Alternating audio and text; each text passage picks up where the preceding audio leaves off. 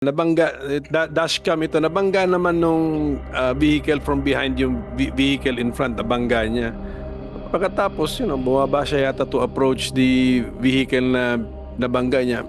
Pinaputukan sila ng baril. And then, ang mga foreigners, yun yata ang sabi, mga foreigners. So, yung mga ganyan, mga undesirable aliens, is that under your jurisdiction?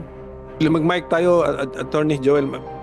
Let's use the microphone para recorded po. That is within our jurisdiction. Your Honor. As long as the complaint is filed and we have the proper case build up, then they can be subject to deportation based on undesirability, Your Honor. So, guardians kayo sa ports of entry or points of entry and exit, pero even within Philippine territory, ganun din yung mga behavior ng mga aliens o foreigners dito. That's correct po, Your Honor. Pwedeng ilapit sa inyo or mga misbehavior, di ba?